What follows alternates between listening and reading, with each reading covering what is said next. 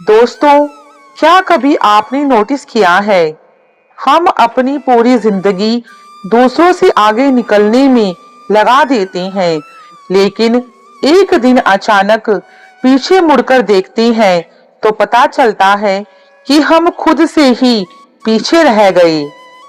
आप सोचिए, एक छोटा सा बच्चा जो अभी दुनिया को समझना शुरू कर रहा है, वह कभी किसी से अपनी तुलना नहीं करता, वह बस अपनी मस्ती में जीता है। लेकिन जैसे जैसे हम बड़े होते हैं, हमारे अंदर एक बीमारी घर करने लगती है। वह बीमारी है तुलना। और यह तुलना हमें कहाँ ले जाती है? कभी हम सोचते हैं, उसके पास कितना पैसा है, मेरे पास पैसा क्यों नहीं? कभी सोचते हैं, वह इतना स्मार्ट है, मैं क्यों नहीं?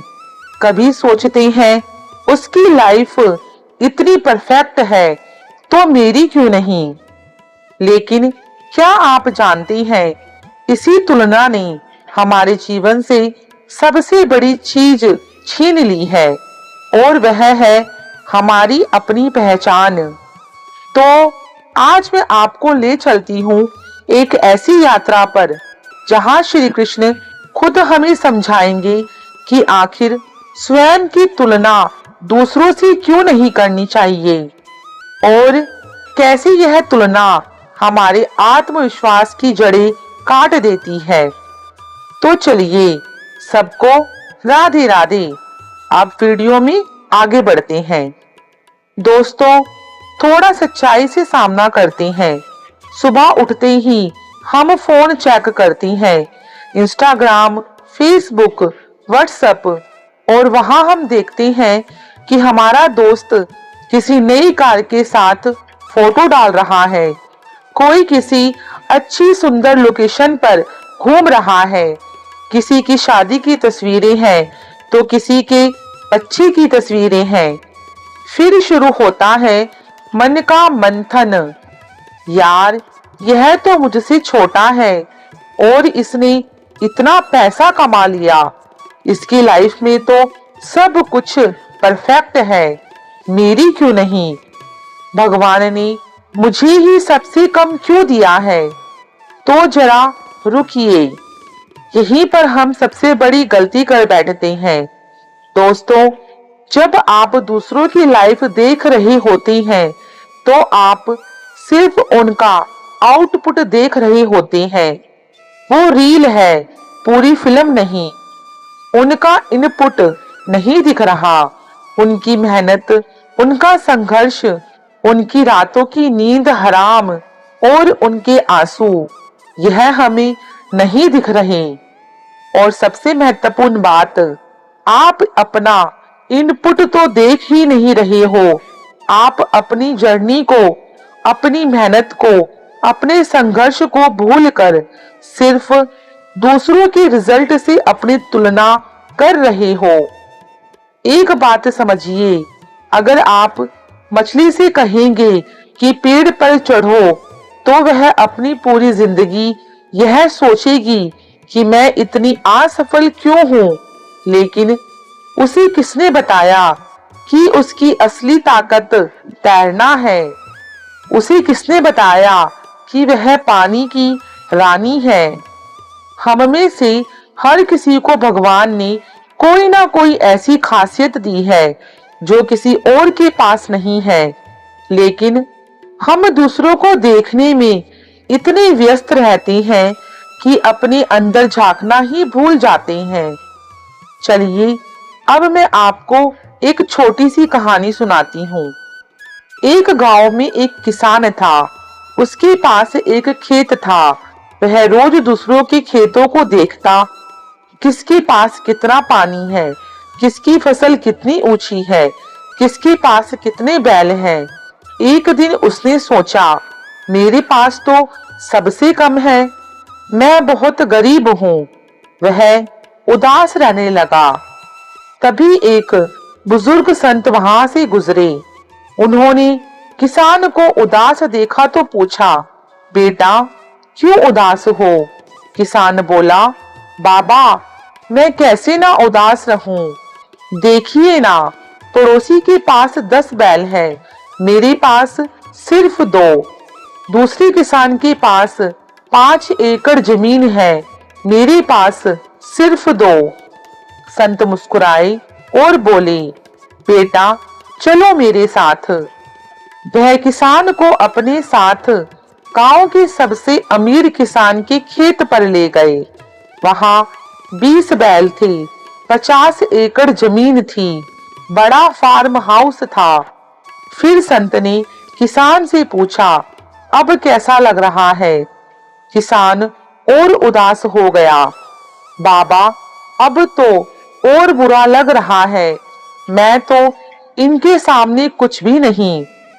संत ने फिर उसका हाथ पकड़ा और ले गए एक गांव के सबसे गरीब किसान के खेत पर। वहां सूखी जमीन थी, एक भी बैल नहीं, फसल बर्बाद थी।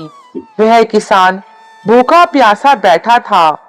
संत ने पूछा, अब देखा, तुम्हारे पास तो 2 बैल हैं, अच्छी जमीन है, फसल भी अच्छी है, फिर तुम उदास क्यों हो रहे हो? और इसके पास तो कुछ भी नहीं है। किसान की आंखें खुल गई। दोस्तों, यही हमारी समस्या है। हम हमेशा उन्हें देखते हैं जिनके पास हमसे ज्यादा है, उन्हें कभी नहीं देखते जिनके पास हमसे भी कम है। हम उनकी तरफ देखते हैं जो हमसे ऊपर है, उनकी तरफ कभी नहीं देखते जो हमसे नीचे है। और यही तुलना हीनता की जड़ है। लेकिन क्या आप जानते हैं कि इसी विषय पर श्री कृष्ण ने अर्जुन को क्या समझाया था? दोस्तों, अब मैं आपको ले चलती हूँ महाभारत की युद्ध भूमि में, जहाँ अर्जुन खड़े हैं और श्री कृष्ण उन्हें जीवन का सबसे बड़ा ज्ञान दे रहे हैं। तो श्री कृष्ण कहते हैं, हे अर्जुन, तुम स्वयं की तुलना दूसरों से मत करो, क्योंकि तुलना ही हीनता की जड़ है। अर्जुन ने पूछा, क्यों कान्हा? हम सब एक ही परमात्मा की संतान हैं, फिर एक को कम और एक को ज्यादा क्यों मिलता है? तब श्री कृष्ण मुस्कुराए और बोले, देखो अर्जुन, परमात्मा ने तुम्हें एक खास मकसद से बनाया है।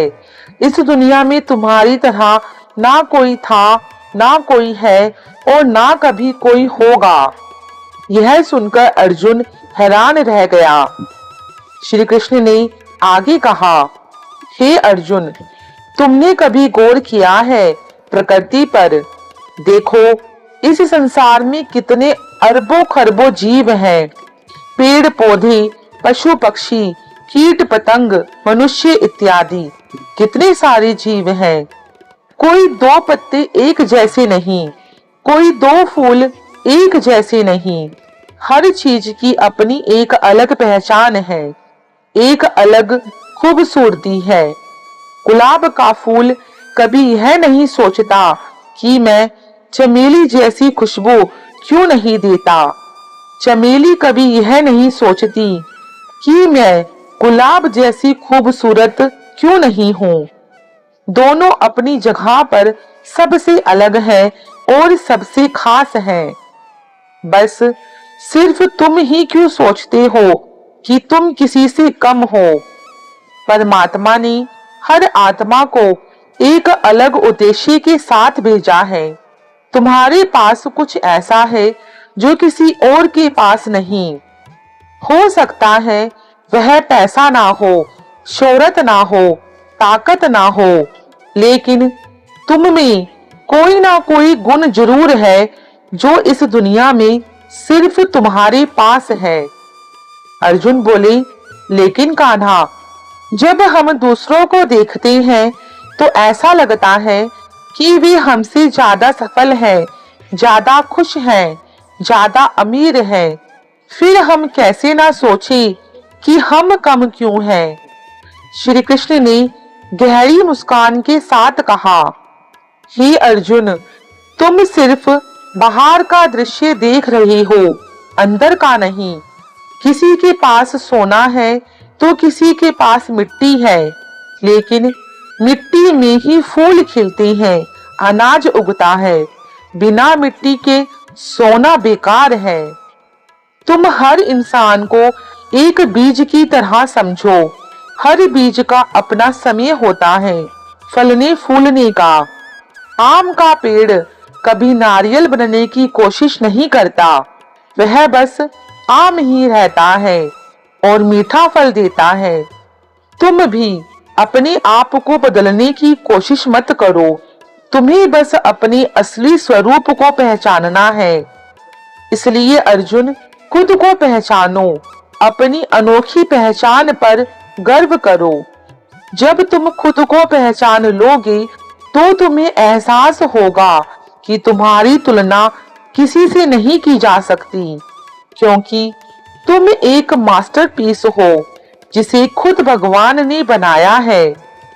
यह सुनकर अर्जुन के मन से सारा संशय दूर हो गया।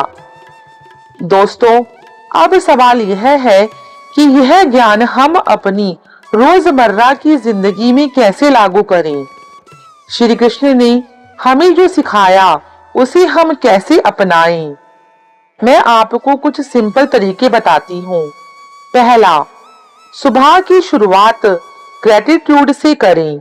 जैसे ही हम सुबह उठें, उन 3 चीजों के बारे में सोचें जिनके लिए आप आभारी हैं। यह छोटी सी आदत आपको यह देखने और समझने में मदद करेगी जो आपके पास है, ना कि वह जो नहीं है। दूसरा तरीका, सोशल मीडिया डिटॉक्स। हफ्ते में 1 दिन सोशल मीडिया से दूर रहें। दूसरों की परफेक्ट लाइफ देखना बंद करें और अपनी असली लाइफ जीना शुरू करें। तीसरा तरीका, अपनी जर्नी पर फोकस करें। आज से 1 साल पहले आप कहाँ थे और आज कहाँ हैं, बस इतना देखिए। किसी और से तुलना मत कीजिए। अपने आप को अपने ही पिछले वर्जन से तुलना कीजिए, किसी और से नहीं। चौथा तरीका, अपनी खुद की स्ट्रेंथ पहचाने। हर इंसान में कोई ना कोई टैलेंट होता ही है। हो सकता है आप अच्छे कुक हो, अच्छे लिसनर हो, अच्छी फ्रेंड हो। उस चीज को पहचाने और उसे निखारें जो आप में सबसे खास है। पांचवा तरीका, खुद से प्यार करें। आज से ही इसी पल से आईने के सामने खड़े होकर खुद से कहें, मैं स्पेशल हूँ, मैं खास हूँ। भगवान ने मुझे एक खास मकसद से बनाया है। दोस्तों, यह कोई आत्म प्रशंसा नहीं, यह आत्म स्वीकार है। और जब तुम खुद को स्वीकार कर लोगे तो दुनिया भी आपको स्वीकार करेगी। तो मेरे प्यारे दोस्तों, आज श्री कृष्ण की वाणी ने हमें एक बहुत बड़ा संदेश दिया। तुलना हीनता की जड़ है और आत्म पहचान सफलता की कुंजी। आप जैसे हैं वैसे ही परफेक्ट हैं। आपकी कमियां आपको इंसान बनाती हैं, आपकी खूबियां आपको खास बनाती हैं और दोनों मिलकर आपको वो बनाती हैं जो आप हो। एक अनमोल रतन जिसकी कोई दूसरी कॉपी इस दुनिया में नहीं। याद रखिए, जब आप दूसरों से अपनी तुलना करते हो तो आप उस खूबसूरत पेंटिंग को कोस रहे होते हो जिसे खुद भगवान ने अपने हाथों से बनाया है, जो है स्वयं आप। तो आज से कोई तुलना नहीं, आज से सिर्फ आत्म स्वीकार, आज से सिर्फ आत्म प्रेम। और हाँ, अगर आपको यह वीडियो पसंद आया हो तो इसे लाइक जरूर करें, अपने दोस्तों के साथ शेयर करें और चैनल को सब्सक्राइब करें ताकि ऐसी ही प्रेरणादायक वीडियो आप तक पहुंचती रहे। आज के लिए बस इतना ही। मिलते हैं आपसे अगली वीडियो में। तब तक अपना ख्याल रखें। जय श्री राधे कृष्णा। सभी को राधे राधे।